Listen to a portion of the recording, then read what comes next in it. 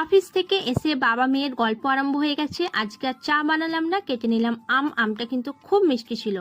এরপর বর বলল চিলি চিকেন করতে, তার জন্য কেটে নিলাম পেঁয়াজ তো লাগবেই। ফ্রিজ থেকে বার করে নিলাম সমস্ত রকম সসগুলো, রান্নাঘরে চলে আসলাম।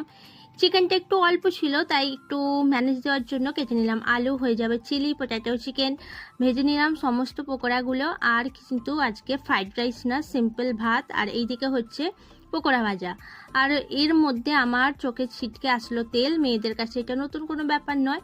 আর বর একবার আসলো মাঝে দেখতে রান্না করছি কিনা। রান্না আর না করে যাব কোথায় যাব। চিলি চিকেনটার রং কিন্তু দারুণ হয়েছিল, আর গন্ধটাও হয়েছিল একদম ফাটাফাটি। তো রাতের ডিনারে যদি এরকম গরম গরম ভাত আর এরকম গরম গরম চিলি চিকেন থাকে, মন্দ হয় না। তো তোমরাও খাবে নাকি? চলে আসো তাহলে। সবই ঠিক ছিল, তবে একটু ঝাল হয়ে গেছিল। বর তো খেয়ে বলল দারুণ হয়েছে, আমারও ভালো